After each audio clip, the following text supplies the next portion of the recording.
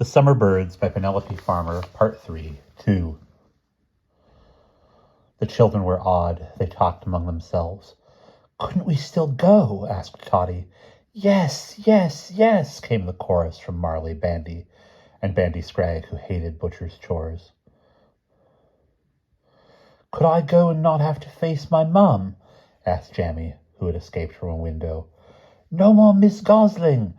cried Emma. Now Charlotte had a new form of opposition to face, a worse one in that she herself longed to go. No more yew trees, no more Miss Gosling. There would be the sea and flying, and the boy for ever and ever and ever. Yet she knew that it must not be. She remembered the poem of the piper who charmed the children away in their parents' grief. They could not go, not all of them, yet her longing to go ached inside her. She had allies in her decision. Annie Feather and Molly Scobb said firmly, or rather Annie did, but Molly always followed, "We're staying here," for they could not imagine or want another life than the life they had in the village. Charlotte was not sure that their help was not more of a hindrance. The school never liked to agree with solid things said by Annie, echoed by Molly. The children were excited and whispering. The boy, a draggled bird, was looking at her beseechingly, with new hope in his eyes, so that she could scarcely bear to meet his gaze. Emma said, "Don't be a spoil-sport, Char. Don't say we mustn't." But Charlotte's voice came out of herself in agony, because there was only herself, unwilling and slight, between their going and their staying. "But think what?" said Toddy rudely. Don't you think it'd be better to spend our lives flying than growing up and going to work at 8 o'clock every day? No more work, no nothing, just doing what we like all day. Wouldn't that be better, stupid Char?" "Don't talk to her like that. Let her speak her turn," cried the boy fiercely. "Speak, Charlotte," he added to her surprise, almost gently, but she did not know what to say. "Listen, everyone," she said slowly at last. "You see, if we go, what's left?" "All my brothers and sisters," said Toddy. The school laughed. Charlotte went red. "No, shut up, Toddy," came her voice surprisingly to the once leader. "No, but if we go, what will our families say, our mothers and fathers? They'll worry dreadfully, and would we really never want to see anyone again?" went on Charlotte. "Haven't you ever been homesick, any of you?"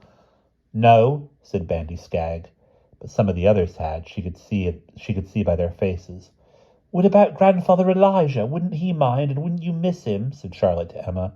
"And what about your mothers? Would you never want to see them again?"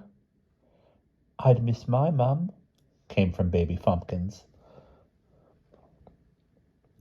"But I'm feared what my mum will say now," wailed Jammy. "Listen," went on Charlotte, "and think of them, all of you, how miserable they'd be. And Miss Halibut, she wouldn't have any teaching. She wouldn't have any money any more." They liked Miss Halibut. Since the day of her discovery, she was a person too, and they would be sorry to harm her. But still, Charlotte knew she had failed. Yet it mattered so much that they should stay. She did not quite know why. She put her head in her hands desperately. The boy looked at her. He looked at all of them gathered on the ground, on the overgrown steps by the gray lake.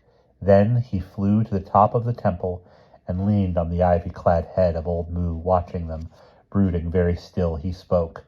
"Charlotte is right," he said. "I shan't let any of you come. You must not. It would be bad. I should be a thief stealing lives."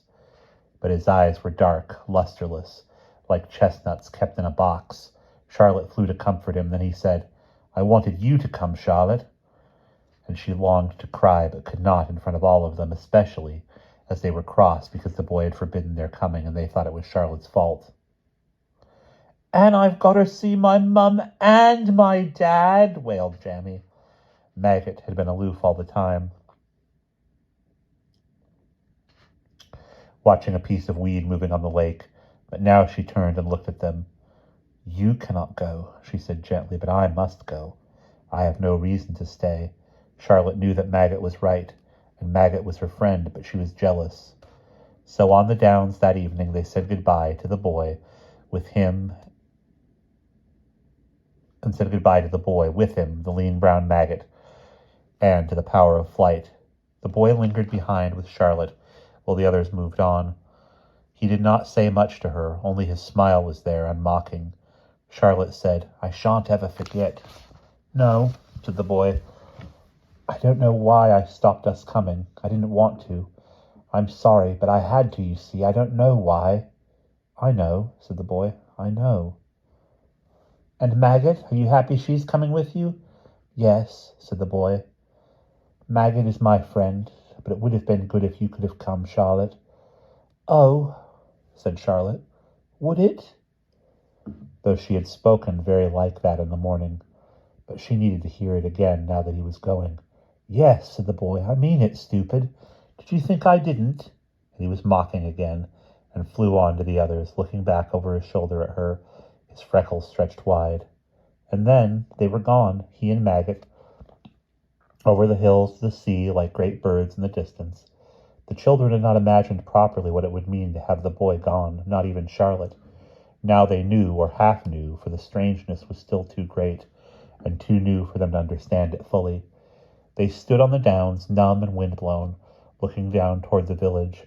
Suddenly the rain came, beating in with the wind. At the same moment the sun shone out over the sea behind them. And one field below, the field by the school that had been yellow with buttercups in May, was now yellow with sun. A rainbow sprang vividly.